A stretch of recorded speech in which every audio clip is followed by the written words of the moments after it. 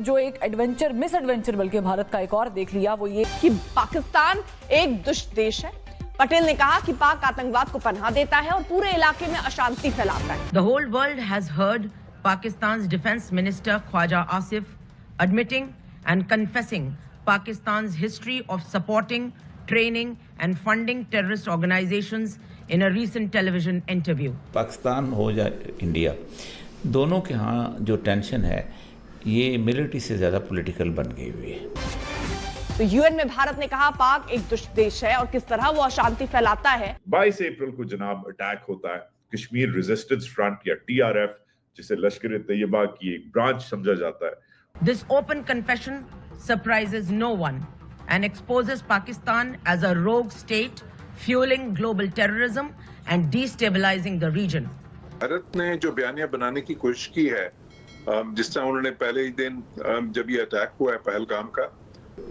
अब देखें, अगर भारत में देखें इस वक्त जो सूरत हाल है, तो जो ये वाक़या हुआ है पहलगाम का, The world can no longer turn a blind eye. कि पाकिस्तान दहाइयों से दहशतगर्दों को मगरबी दुनिया के लिए ट्रेन कर रहा है। ये बहैसियत एक डिप्लोमेट बहुत बड़ी बेवकूफ़ी होती है, जिसका जवाब ये आज इंडियंस यूनाइटेड नेशंस में ऐसे देते हैं।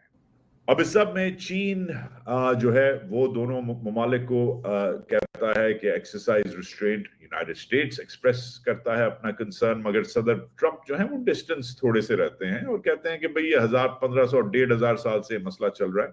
इनएक्यूरेट है, मगर उसे बहैसियत एक फिगर ऑफ स्पीच देखा जाए तो यू कैन सी कि ट्रंप इज सेइंग कि इनकी लड़ाई चलती रहती है। The UN obviously gets involved as well. कि उन्होंने क्वाडकॉप्टर जो है वो बड़ी चालाकी से उसको एक्सपेरिमेंटल तौर पे दाखिल करने की कोशिश की कि हम देखें कि शायद पाकिस्तानी चाको चौबंद है या नहीं है, लेकिन बहुत ही महारत से हमने उनको मुंह तोड़ जवाब दिया। आप समझते हैं कि ये जो महाज भारत खोल बैठा है और सुबकी का सामना करना पड़ रहा है, आलमी सतह पर भी इसे पाकिस्तान को इस सिचुएशन में हिमायत हासिल है?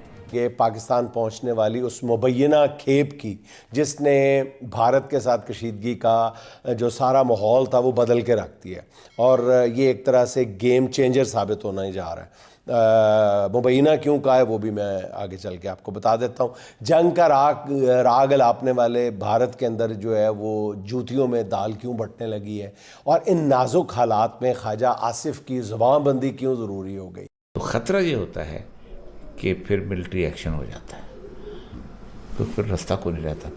तो आज से 2 दिन पहले जब मैंने इस पर गुफ्तगू की थी तो मैं समझता था कि उनके यहाँ एक कंसेंसस बिल्ट हो जाएगा, वो पाकिस्तान को सुनाएंगे सब। अब वो कह रहे हैं कि इस वक्त पाकिस्तान अगर हम वॉर में जाते हैं तो चाइना जो है वो खामोशी के साथ वो काम कर सकता है कि जिससे हमें नुकसान हो जाएगा। मतलब वो कहते हैं कि चाइना का जो बेडू है सैटेलाइट उनका, वो पाकिस्तान को वो उसकी रीच जो है हमारी बहुत दूर दूर तक है। नरेंद्र मोदी ने फिर एक मीटिंग की है, उसमें सारे वो जो है राजनाथ और जो है अजित डोभाल और जो आमिर उनसे, तो इस वक्त वो अब इस किस्म का माहौल जो है उसको सस्टेन करना चाहते हैं, जो कि बहुत ही गैर जिम्मेदाराना ये सारा कुछ है, अप्रोच है सारी। एक वो स्पाइरल ऑफ एस्केलेशन जो है उसको वो जो है ना वो बढ़ता जा रहा है, और इंडिया ने शुरू किया है, लेकिन जरूरत तो इस चीज की है कि सिचुएशन डी एस्केलेट होए। और कोई अभी अगर ऐसी चीज है जिस तरह पाकिस्तान ने तो बड़ा क्लियरली कहा है कि अगर आप अनबायस्ड एक इन्वेस्टिगेशन करते हैं तो हम उसको ज्वाइन करने के लिए तैयार। और सर वैसे भी ऑफर कर रहे हैं कि हम इसकी इन्वेस्टिगेशन करने के लिए हम तैयार हैं, आप हैं या नहीं है। लेकिन मुझे बताइएगा शाहिद अख्तर साहब, ये जो फॉल्स फ्लैग ऑपरेशन हुआ है 2019 में भी भारत ने इस तरह का एडवेंचर किया, पर कश्मीर के साथ जो किया ऐसा महसूस होता है कि ये एडवेंचर करने के बाद भारत मजीद सप्रेस करना चाह रहा था, ओप्रेस करना चाह रहा था कश्मीरियों को। लेकिन इस पर पेशरफ्त ये होती है कि जो भारत की फौज के नॉर्दर्न कमांड के सरबराह हैं उनको उनकी सुबकी होती है, सैक किया जाता है। सर्जिकल स्ट्राइक्स का भी अभी चांस है, इंडिया एस्केलेट कर सकता है। The ball is effectively in India's court. Diplomatic stalemate जैसे मैंने आपको दिखाया वो चल रहा है, वो ऑलरेडी शुरू हो गया है। इधर से तू मैं शुरू हो गई है कि तुमने ये किया, तुम्हारे मेजर ने ये किया, तुम्हारे कर्नल ने ये किया। The Pakistanis are trying to up the ante by showing the evidence to the Indians, whatever evidence they have gathered. और बाय द वे इस बात में कोई अब शक नहीं रहा कि अब साल नहीं दहाइयां हो गई हैं कि दोनों जो ममालिक हैं वो उन्होंने एक दूसरे की टेरिटरी में गंद किया है। पाकिस्तानीज ने तो खुद एडमिट किया हुआ है, बल्कि लोगों को जेल में डाला हुआ है कि मुंबई अटैक्स के पीछे पाकिस्तानी हाथ थे। अब वो पाकिस्तानी हाथ सरकारी हाथ थे या गैर सरकारी हाथ थे। सिर्फ बता दिया है भारत को कि हम चुप बैठने वाले नहीं हैं, बल्कि हम पूरी तैयारी के साथ हैं। आप समझते हैं कि इस पूरी टेंशन में वो जो भारत एक ख्वाहिश जाहिर कर रहा था 2019 वाली, उसको एक्सटेंशन में लेके जाना चाह रहा था, उसको अब सुबकी का सामना करना पड़ेगा, और क्या अब वो थम जाएगा? मीनवाइल इंडियंस जो हैं वो इंक्रीज करते हैं इन्हीं दिनों में अपनी troop presence Jammu and Kashmir में, डिमोलिश करते हैं उन लोगों के घर जो सस्पेक्टेड मिलिटेंट्स हैं। जी हाँ दोस्तों, जैसा कि आपने क्लिप में देखा कि पाकिस्तानी मीडिया बौखला गया है इंडियन आर्मी के एक्शन लेने के नाम से, और इसी कड़ी में पाकिस्तान को भारत ने यूएन में अच्छे से उसको सबक सिखाया है और उसको उसका हैसियत बताया कि तुम इसी लायक हो।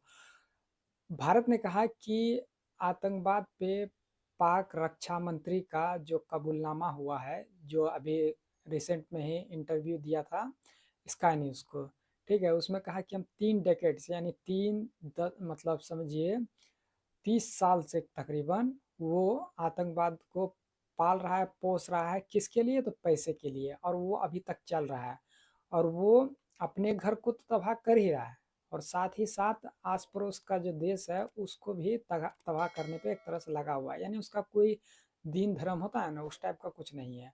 वो समझिए तो आस पड़ोस का जो तरक्की है उसको देखना नहीं चाहता है। जो अगर आप उसके मुंह पे पैसा मार दीजिएगा, फिर वो आपके फेवर में बोलने लगेगा, लेकिन उसका जो नस में भर गया है, ठीक है, आतंकवाद को पालना पोसना, वो कभी मतलब छूटने वाला नहीं है।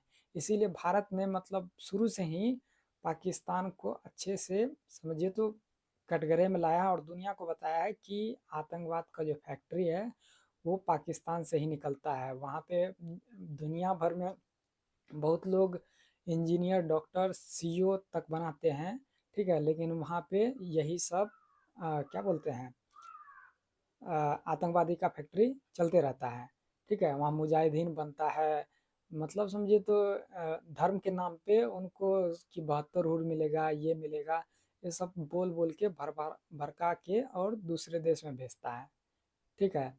तो अब दुनिया भी समझ गया है, और यूएन में जो भारत ने बोला उससे दुनिया भी एग्री करता है कि ये बात बिल्कुल सही है, और अभी जो हाल का वाकया हुआ है उसमें भी उसका हाथ है। तो इंडियन आर्मी पूरी तरीके से तैयार है। अभी भारत सरकार ने एक तरह से बोल ही दिया है कि छोड़ना नहीं है, ठीक है। इस बार अच्छे से उसको घुस के कराची तक ले लेना है। तो आपका क्या राय है, कमेंट में अपनी राय जरूर दें, और चैनल पर नए तो चैनल को सब्सक्राइब जरूर कर लें।